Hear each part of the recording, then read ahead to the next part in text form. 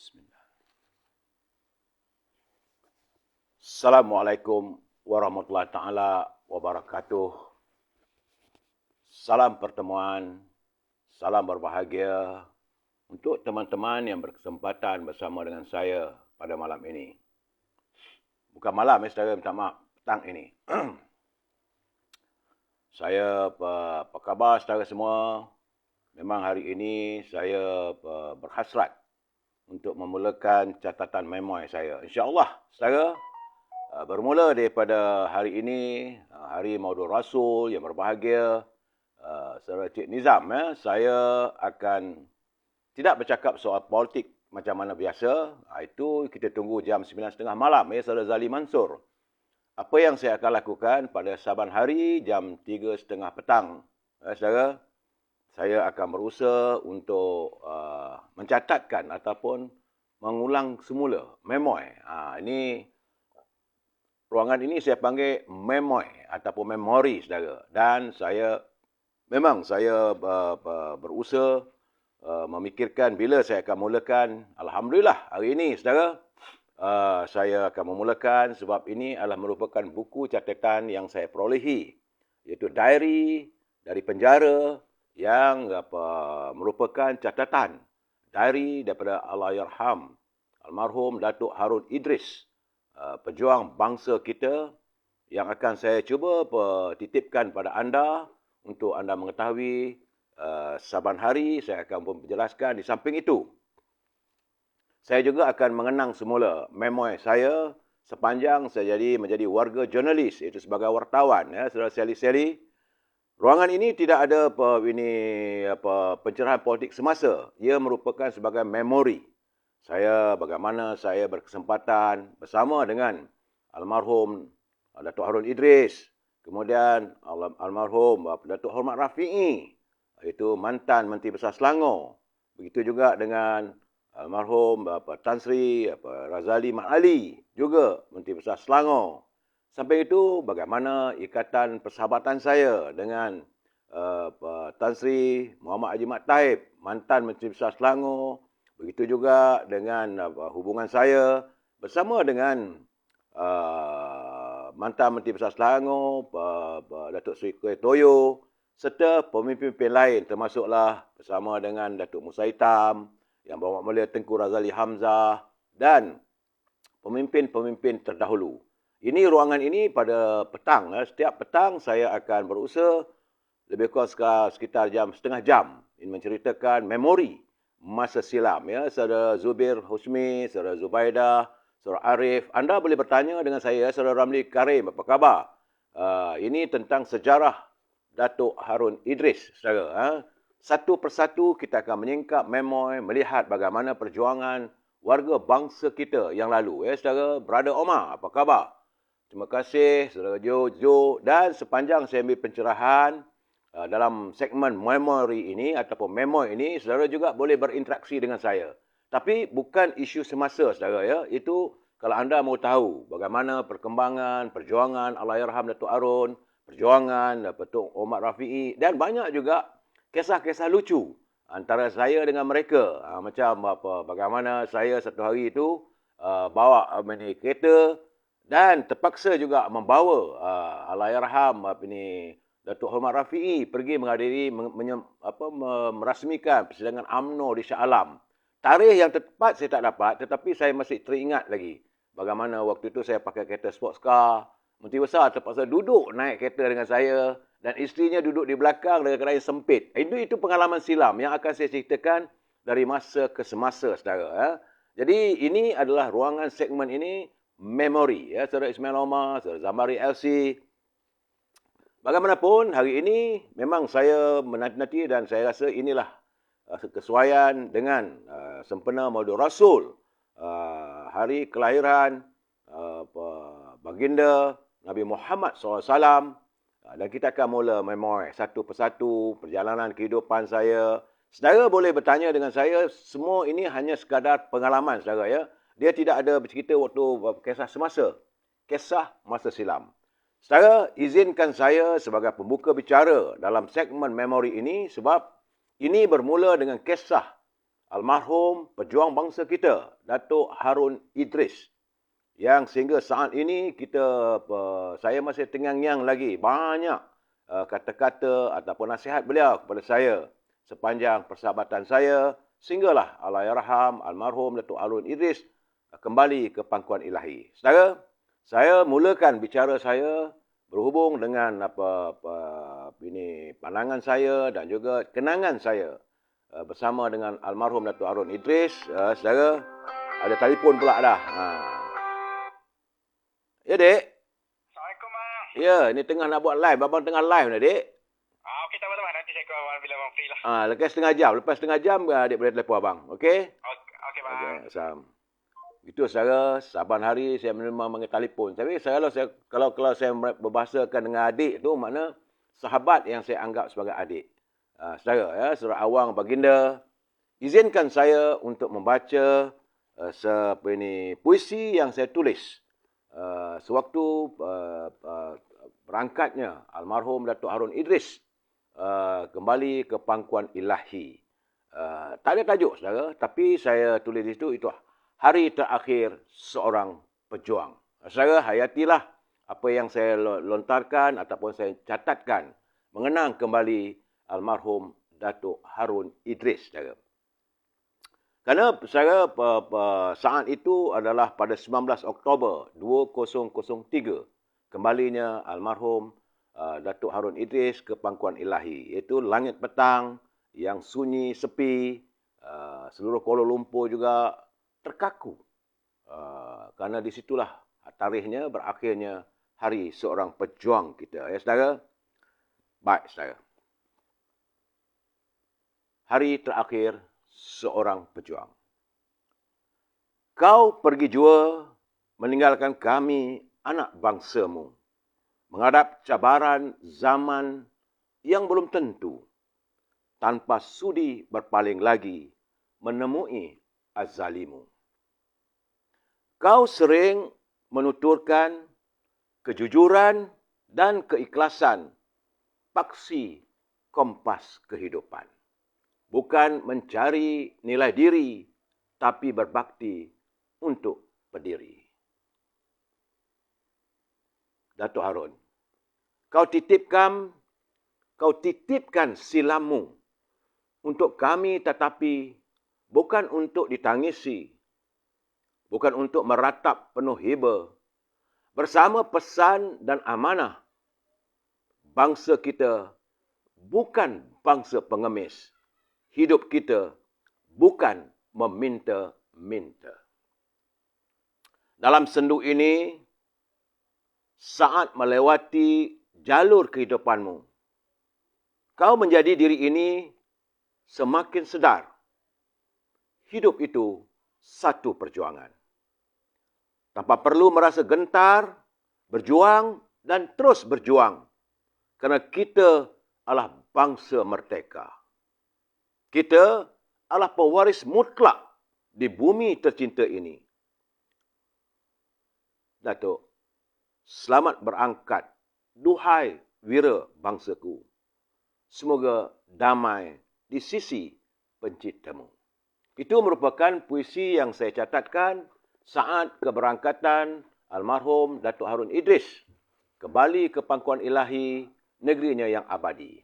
Kalau saudara ingin berpesan ataupun untuk saudara Ramli Karim, memang Datuk Harun ini bagi saya dialah pejuang bangsa. Benar, saudara.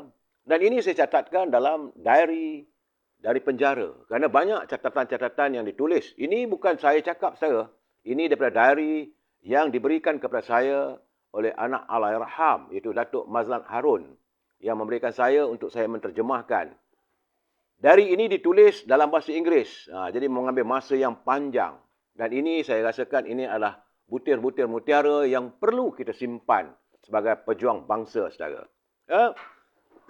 Datuk Harun ni, saudara, satu orang yang terlalu simple, saudara. Orangnya paling mudah untuk berbicara. Orangnya terlalu merendah diri. Tidak dihiasi dengan kekayaan. Tidak mengejar harta, pangkat dan darjat. Tetapi Allahyarham Datuk Harun menjadi korban dalam politik bangsa kita di mana mereka yang mengejar jawatan sanggup menjatuhkan antara satu sama lain. Saudara, terima kasih Tuan Muhammad Hashim. Saya akan cuba mengungkit kembali tokoh sejarah. Ini adalah untuk pengetahuan kita semua.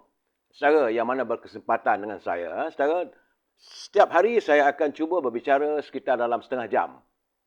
Berbicara soal isu semasa jam 9.30 malam. Itu ruangan Amir Hijaz Fan dalam bicara hati. Saudara, ini tentang memoir, saudara. Kerana bila saya menatap ini catatan dalam diary almarhum Datuk Harun itu, banyak benda-benda yang kita temui, saudara. Kerana apa yang saya lihat, saudara, kehidupan Datuk Harun, orang terlalu simple, saudara.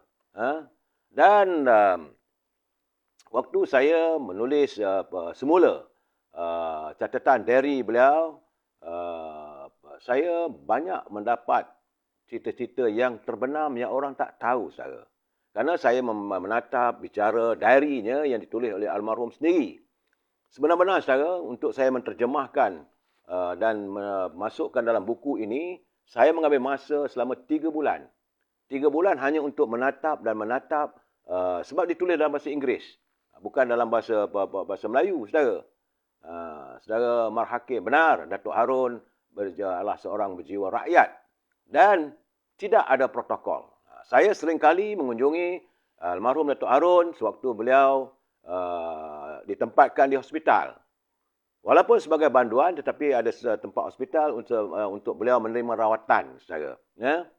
Dan bila saya membaca catatan hariannya itu, saya merasakan banyak persoalan. Dan setelah saya diberi keizinan oleh anaknya, Datuk Mazlan Harun, maka saya menitipkannya. Ya, saudara. Tapi sayangnya, saudara, kebanyakan mereka yang disebut dalam buku ini, ya, saudara, tidak ramai masih hidup. Ya, pelbagai peristiwa yang kian dilupakan oleh generasi hari ini. Sebagaimana seperti tarikh kematian Ketua Pergerakan Pemuda UMNO Malaysia yang menggantikan Datuk Harun, iaitu Allahyarham Tan Sri Jaafar Albar, yang dikenali sebagai singa UMNO. Kemudian bagaimana fiasko politik, bagaimana kedudukan Kelantan yang terpaksa mengalami pemerintahan Mageran juga tercatat dalam ini. Ada tarikhnya, insya-Allah saya akan sampai bab itu nanti, kita akan tahulah keadaannya. Kita juga akan melihat catatan beliau bagaimana misteri seorang ini keturunan Tionghoa yang ditemui mati di kediaman Menteri Besar Negeri Sembilan. Satu ketika pernah berlaku. Esdiko Sukis 121. Saya tak boleh nak live begitu, saya tak kerti, saudara. Saudara tulis, saya akan baca. Ini masa untuk saya berinteraksi dengan anda, ya, saudara. Piknik Juragam, bosku senasib dengan arwah Datuk Harun. Kita dengar catatannya itu satu persatu, baru kita dapat melihat, baru kita dapat menyingkap bagaimana kehidupan politik negara kita ini yang penuh dengan peristiwa demi peristiwa, dan seringkali peristiwa itu berulang kali. Ya, saudara, dalam catatan buku ini juga ada, dalam diary-nya, Datuk Harun menulis tragedi nahas kapal terbang.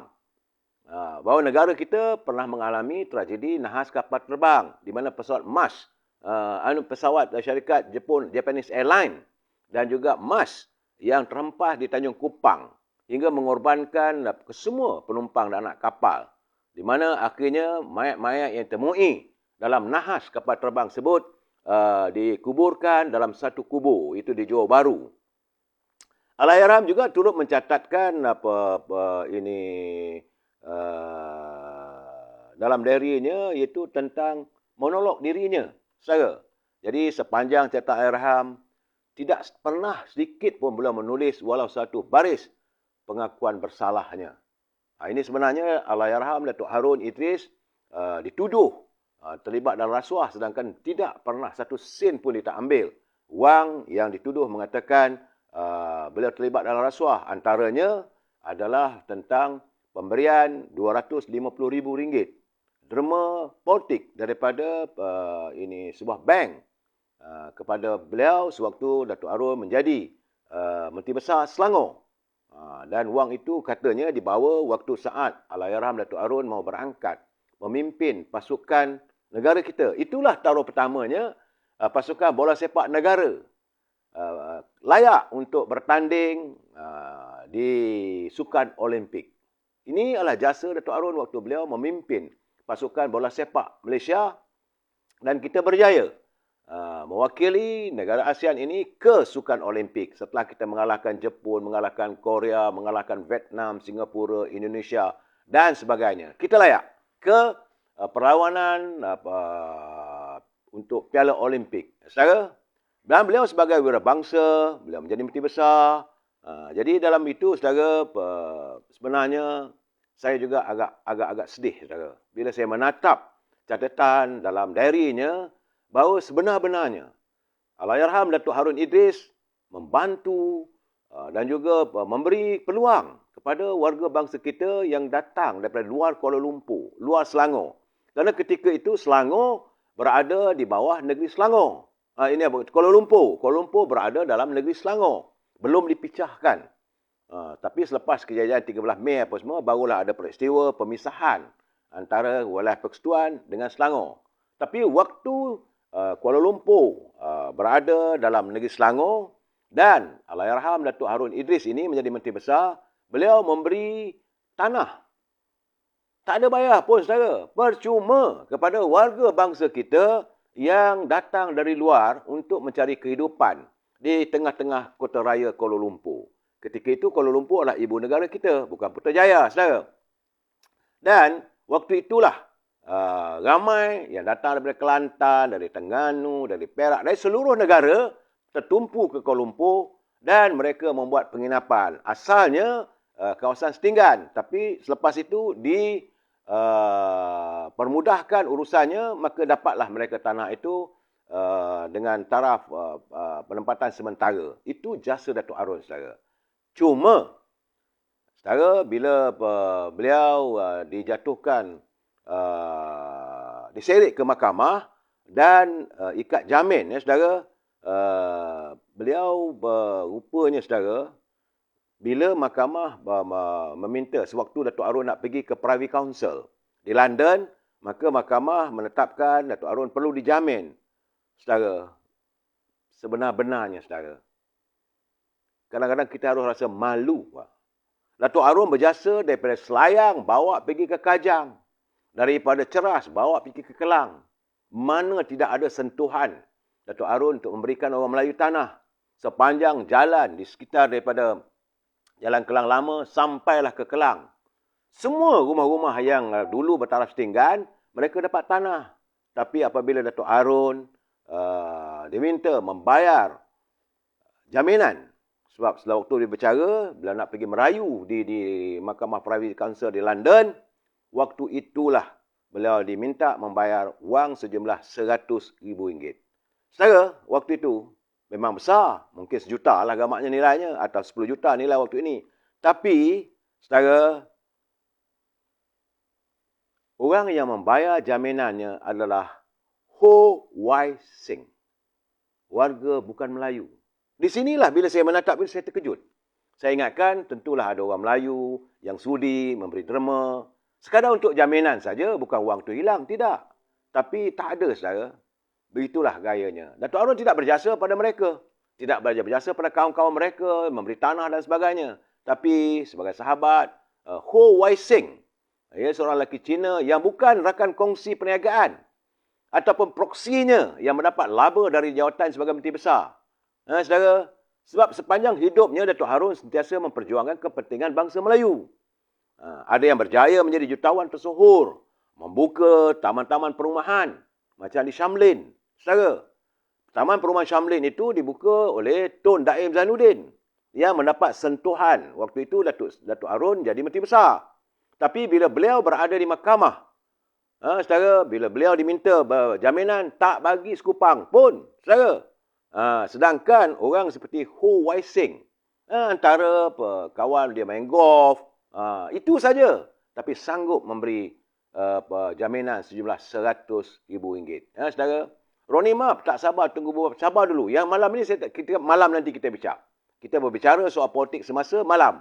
Sekarang ini saya berbicara tentang memoi saya tentang kehidupan Datuk Harun Idris. Saudara, macam saya katakan, dari Rawang bawa ke Kajang, dari Cerah sampai ke Kelang. di mana-mana saja. Tapi apabila diwujudkan tabung pembelaan Datuk Harun, waktu itu, saudara, jumlah kutipannya amat menyedihkan. Itu yang kadang-kadang bila saya tengok begitu, benarlah kata pepatah orang kita ni, menang sorak kampung tergadai. Ya, saya dalam bila membaca daripada diary yang tulisan Datuk Harun itu, saya hanyut, saudara. Saya hanyut dalam imbauan masa silam. Dan sepanjang saya menatap diary-nya yang mencerita keadaan bagaimana beliau berada dalam penjara, iaitu merupakan kediaman resminya, saudara. Waktu itu ada juga kisah-kisah bagaimana S. Kartigasu, iaitu penjenayah paling ganas, Botak Chin dan Mokhtar Komando, termasuk juga kisah lucu, kisah 2 orang pondan yang masuk ke dalam penjara yang dikerjakan oleh banduan-banduan begitu, saudara. Dan saya juga terperanjat apabila menatap suara hati Datuk Harun yang melihat kemiskinan merantai kehidupan kakaknya sendiri. Saudara jangan ingat, Datuk Harun ni baik kaya pada saudara, tak ada. Kakak dia sendiri pun datang melawatnya di penjara, naik bas. Saudara, ini bukan cerita bohong, saudara. Ini catatan dalam diary Datuk Harun, saudara. Kalaulah Datuk Harun ini mementingkan dirinya dan mahu mengaut kekayaan untuk kroni serta mengamalkan apa yang disebut sebagai nepotisme ataupun korupsi, sudah tentulah seluruh keluarganya hidup senang lenang, sebagaimana dinikmati oleh pimpinan-pimpinan yang saat ini kita nampak ramai yang kaya raya dalam politik. Jadi kejujuran, saudara, yang dicanai oleh Datuk Harun dalam perjuangannya membuatkan saya terpanggil untuk mencatatkan ataupun memulakan bicara saya dalam memoir ini mula-mula sekali dengan kehidupan Datuk Harun, saudara. Sebab saya melihat bagaimana kemunafikan politik sanggup kita menjahanamkan anak bangsa kita. Saya melihat getirnya Datuk Harun berjuang di mahkamah. Bukan sehari, saudara, bertahun. Dan kita juga lihat bagaimana liciknya percaturan politik hingga sang penguasa yang bercanda dengan kemunafikan kuasa sanggup melakukan, menyimpan ataupun memenjarakan Datuk Harun Idris di belakang tabir besi. 6 tahun, saudara. Jadi, saudara, saya sebenarnya mengenali Datuk Harun sebelum itu saya mendengar melalui pembacaan berita-berita. Tapi waktu saya bertugas di Akhbar Suara Rakyat, waktu itu dipimpin oleh Allahyarham sahabat saya, Subki Latif. Beliau adalah ketua pengarang waktu itu yang mendidik saya dalam dunia kewartawanan. Lucunya dengan Subki ini, saudara, dia berani. Dan dia adalah antara pejuang yang memperjuangkan, yang merasakan bahawa Allahyarham Datuk Harun Idris tidak bersalah. Jadi Akhbar Suara Rakyat waktu itu, saudara, memperjuangkan tentang penindasan ataupun yang dianggap sebagai hukuman terhadap Datuk Harun ini tidak sepatutnya berlaku. Jadi akhirnya surat khabar yang dipimpin oleh beliau, iaitu surat khabar Suara Rakyat, di mana saya memulakan karier saya sebagai warga jurnalis, ditamatkan permitnya oleh pihak pemerintah waktu itu. Saya ingat sekitar tahun 1976. Daripada 1976 hingga saat ini, kalau nak dikirakan, pengalaman saya dalam dunia kewartawanan sekitar 42 tahun, saudara. Saya lihat Saudara Halim G tak nampak orang yang macam Datuk Harun. Sebab itu yang saya nampak sekarang ni yang berjuang untuk bangsanya adalah Tengku Razali Hamzah. Sebab beliau masih jelas lagi jiwanya, jiwa Melayu sana. Jadi saya, Saudara Halim, saya merasakan bahawa kita memerlukan hadirnya lebih ramai lagi pemimpin seperti Datuk Harun. Dan saudara, selepas saja surat khabar Suara Rakyat diharamkan dan kemudian saya bertugas di Akhbar Utusan Melayu. Dia bermula dengan sebagai wartawan hiburan, wartawan sukan, wartawan jenayah, saudara. Dan akhirnya sewaktu saya dilantik untuk menjadi Ketua Biro untuk Negeri Selangor, saya bersahabat dengan Tan Sri On Ismail. Tan Sri On Ismail adalah Ketua Pemuda. Waktu Ketua Pemuda Negeri Selangor, waktu Datuk Harun dihadapkan ke mahkamah. Jadi saya selalu ikut beliau. Kita ikut, kadang-kadang naik kereta dia pergi ke hospital. Itulah pertemuan secara empat mata antara saya dengan Datuk Harun. Saya masih ingat lagi, saudara. masih ingat lagi, kita bayang lagi how simple, berapa mudahnya Datuk Arun ni berbicara. Dia tahu saya sebagai seorang wartawan sebab dia kata, saudara bercakap dengan saya tidak yakin apa-apa yang saudara tulis ini boleh tersiar. Ini salah kerana Datuk Arun juga adalah mantan hakim, saudara jangan lupa. Beliau pernah menjadi magistrate.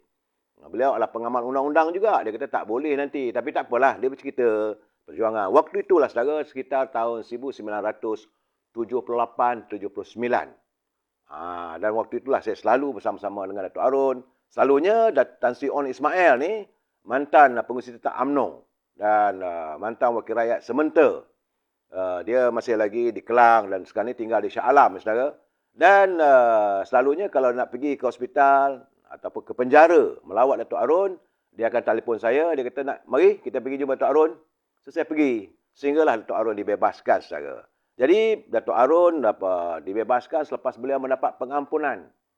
Selepas beliau menang jawatan sebagai naib Presiden UMNO. Datuk Harun Idris adalah satu-satunya pemimpin UMNO yang bertanding jawatan dalam parti UMNO. Sewaktu itu beliau menjadi banduan. Jawatan yang beliau tandingi adalah sebagai naib Presiden UMNO. Macam sekarang ni naib Presiden UMNO Datuk Ismail Sabri. Saya, Datuk Mahathir Khalid, Datuk Khalid Nordin. Waktu Datuk Harun bertanding jawatan naib Presiden, ketika itu, saat itu beliau berada di penjara. Dan warga UMNO berani membuat keputusan. Saat itulah bila saya berbual dengan Yang Berhormat Tengku Razali Hamzah. Beliau menyatakan bahawa orang yang paling kuat menentang Datuk Harun ini supaya tidak dibenarkan bertanding jawatan naib Presiden adalah Dr. Mahathir. Ini peristiwa, saudara.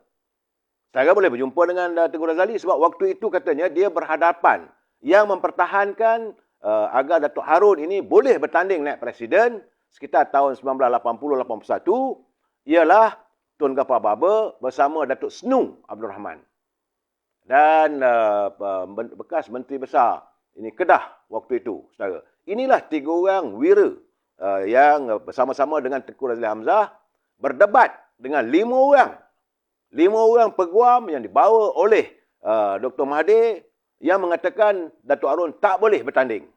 Maka akhirnya waktu itu Perdana Menteri Tun Sen On, saudara. Jadi waktu perdebatan itulah mereka mengambil ketetapan, akhirnya Datuk Harun dibenarkan bertanding sebagai naib Presiden UMNO. Itulah saatnya UMNO, warga UMNO meletakkan wiranya untuk tidak disepikan berterusan di penjara. Ceritanya sama, saudara, macam mana apa yang dialami oleh saudara Anwar Ibrahim. Itu kemudian, saudara. Mungkin sesi yang lain saya akan bercerita bagaimana saya sering bertemu dengan Datuk Seri Anwar Ibrahim di Yayasan Anda. Sewaktu beliau belum lagi menjadi ahli UMNO. Ini cerita ni, banyak cerita dalam sesi memo ini. Kalau saudara berkesempatan petang-petang, saya akan bercerita satu persatu. Ini ruangan memoi, saudara. Sembang-sembang. Bukan sembang politik, sembang-sembang waktu silam. Banyak cerita. Ada cerita orang ni berkasih, ada orang bercinta, orang ni bercerai dan sebagainya, saudara. Saudara Don Mato Don. Saudara Kak T. Saudara, saya ingat ginilah, saudara. Jangan selalu bergaduh. Ini ruangan memoi. Tak ada apa-apa, saudara. Tidak ada keberuntungan untuk sesiapa. Terima kasih Kak T, kita menghormati sama kita. Saya mintalah gunalah bahasa yang baik. Saya cuba berusaha untuk menggunakan bahasa yang terbaik, saudara. Saudara Haris, Hariza. Matlamat saya tak ada, saudara. Tidak ada untuk memperjuangkan sesiapa. Tak ada, saya tak sokong sesiapa, saudara. Saya akan bercerita macam mana pengalaman saya dengan Datuk Seri Anwar Ibrahim. Pengalaman saya dengan Lim Kit Siang. Pengalaman saya dengan Tan Chee Kun yang tokeh hospital. Sebenarnya banyak orang tak tahu ketua pembangkang Tan Chee Kun itu tokeh hospital. Ada juga kisah bagaimana saya bawa bini Kiai Arsyad. Ini cerita sekitar dalam tahun 1982, 82-83. Saya bawa Kiai Arsyad pergi ke Parlimen. Di situlah peristiwanya Kiai Arsyad tampar kapal Sing. Dalam peristiwa kapal Sing nak saman Sultan Selangor. Jadi ini cerita ni memoi, saudara. Saudara Muhammad Firdaus nak cerita yang mana tu? Saya masih lagi dalam segmen ini. Saudara Mak Yunus besok. Betul lah dulu. Tujuan saya bercerita ini supaya kita dapat tahu pengalaman. Ini ceritanya. Dia ceritanya cerita benar. Tak boleh nak diadun. Benda yang silam. Banyak pengalaman-pengalaman, sebab itu saya memulakan segmen ini di hari yang penuh kemuliaan, sempena hari kelahiran baginda Rasulullah SAW, hari Maulid Rasul. Saudara, saya tak mau berkempen apa-apa pun, tapi saya nak cerita satu persatu, peristiwa demi peristiwa. Termasuklah bagaimana penubuhan Parti Front Sosialis. Waktu itu ditubuhkan, waktu itu di rumah saya di Kepung. Kerana ketika itu Fan Yuting bergaduh dengan Kek Siang. Banyak saudara kisah-kisah silam yang perlu kita tahu. Betul Puan Rohani Nordin untuk menambah pengalaman. Tidak lebih daripada itu saudara. Jadi berbalik kisah Datuk Arun ni. Jadi selalu dia kata. Saya ingat lagi pesan dia kata. Saudara sebagai jurnalis. Waktu saya jumpa beliau di hospital ataupun dalam penjara. Dia kata sebagai seorang jurnalis dan sebagai penulis. Garaplah tulisan saudara untuk membina minda bangsa kita. Biar mereka menjadi insan yang benar-benar merdeka. Tidak takut menyuarakan suara kebenaran. Saudara bakal mengalami banyak peristiwa dalam hidup. Tapi ingatlah pesan saya. Kata Datuk Arun kepada saya. Setiap kejadian sama ada yang baik atau buruk, ia seringkali berulang. Cuma masa dan tempatnya saja yang berbeza. Ini cerita saya. Saudara Muhammad Firdaus cerita pasal Noah. Sabarlah dulu. Saudara, mana saya boleh jam sana, jam sini. Sebab itu saya katakan saudara harus mengikuti satu persatu. Saudara, ini bukan ruangan untuk kita bergaduh, saudara. Saudara Khalil Osman, Datuk Harun Idris masuk penjara masa siapa menjadi pemerintah Malaysia. Waktu itu yang menjadi pemerintah Malaysia, Perdana Menterinya Tun Hussein On. Saudara, sewaktu 6 hari sebelum Allahyarham Tun Razak meninggal dunia, ini pesan Tun Razak. Saudara boleh tanya dengan Tun Razali. Tun Razak, almarhum Tun Razak di London, waktu Tun Razali berjumpa dengan Tun Razak yang tak berapa sihat apa semua tu, Tun Razak pesan pada dia kata, Lee, ini pesan Tun Razak. Mereka hubungan rapat, saudara. Dia kata, kita balik Kuala Lumpur nanti, 2 perkara mesti kita lakukan. Apa dia? Itu kata Datuk Razak. Pertamanya, kita harus menyelesaikan kes Datuk Arun. Jangan diteruskan aib bangsa Melayu kita ini. Baru Datuk Razak berasa kesal, baru dia sedar kisah sebenarnya. Bagaimana Datuk Arun ini adalah menjadi mangsa kepada percaturan politik yang ada hubung kait dengan dunia luar juga. Kerana Datuk Arun pernah diminta oleh komunis Barat, iaitu komunis Rusia. Apabila wakil duta mereka datang berjumpa Datuk Arun, minta supaya Datuk Arun lawan Tun Razak. Rusia amat marah pada Tun Razak kerana Tun Razak menjalinkan hubungan antara Malaysia dengan negara China. Dulu kita tidak mempunyai hubungan diplomatik, saudara. Hubungan diplomatik antara Malaysia dengan China tidak ada. Hubungan diplomatik antara Malaysia dengan Rusia tak ada. Apatah lagi dengan Israel dan juga ini satu negara lagi. Pasport kita ni tak boleh pergi ke negara tersebut. Tapi bila dia dijalin adanya hubungan diplomatik antara Malaysia dengan China, inilah mengundang kemarahan bagi diplomatik daripada Rusia. Dan mereka wakilnya berjumpa dengan Datuk Arun, minta Datuk Arun lawan ini Tun Razak, jawatan Presiden UMNO. Apa kata Datuk Arun waktu itu?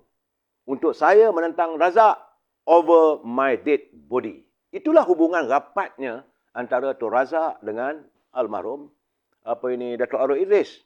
Baik. Kemudian waktu di London, ini peristiwa 6 hari sebelum orang masih hidup lagi, saudara boleh bertanya dengan Tengku Razali Hamzah. Apakah saya cerita ini benar atau tidak? Ini kenyataan mulut Tengku Razali Hamzah. Kadang-kadang saya pergi makan tengah hari dengan beliau, hari Jumaat, dan beliau menceritakan. Sebab dia kata bahawa permintaan Tun Razak 2. 1, selesaikan, selamatkan Datuk Arun yang dilihat terinaya. Yang cuba dilakukan onannya oleh mereka yang ada ideologi komunis. Ini dipanggil teori domino dan sebagainya. Maka Datuk Arun diperangkap dalam isu skandal Hong Kong and Shanghai Bank. Bank Hong Kong and Shanghai Bank yang menderma kepada UMNO Selangor, bukan pada Datuk Arun.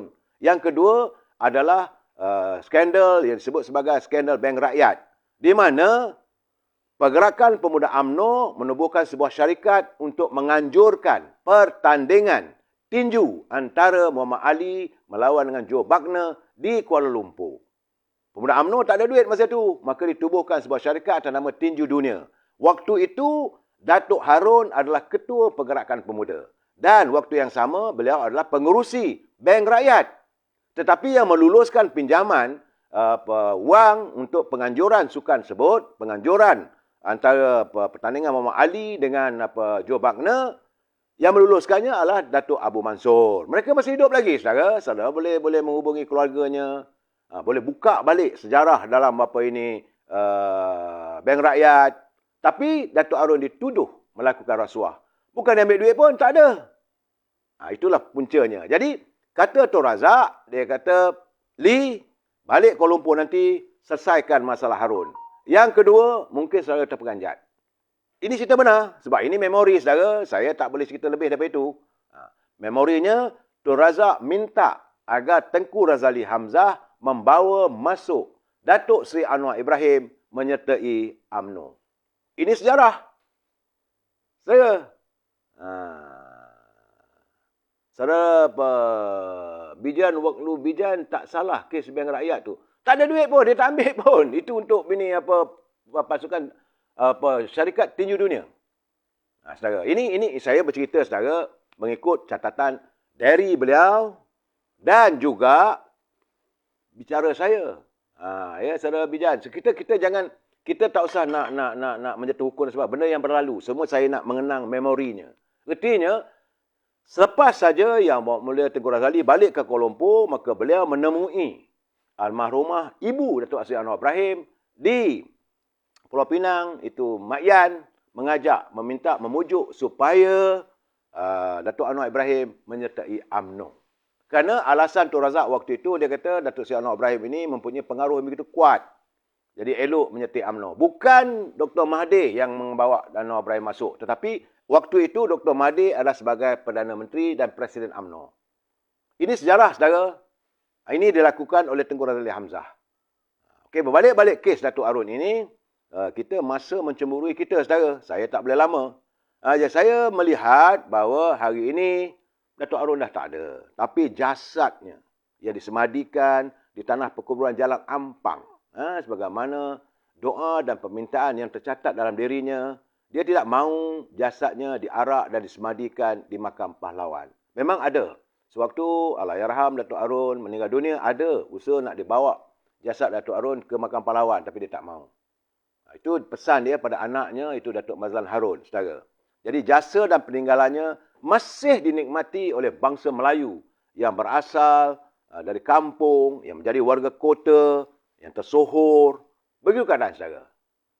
Saudara Melsat Mael, Kementerian Dalam Negeri masa itu, tak silap saya masa itu, Kinggas. Tan Sri Ghazali Syafi'i, Allahyarham. Saudara Osman Parman, Datuk Harun, orang hebat. Memang, saudara. Dan mulai hari ini saya akan menceritakan sedikit demi sedikit memoi kenangan saya bersama dengan beliau. Tapi hari ini adalah sebagai pembuka bicara. Besok insya-Allah sekitar jam 3.30 petang, saya akan bermula bercerita satu persatu seusai dengan apa yang ada dalam diary Datuk Harun ini. Di samping itu, saya celah-celah lah.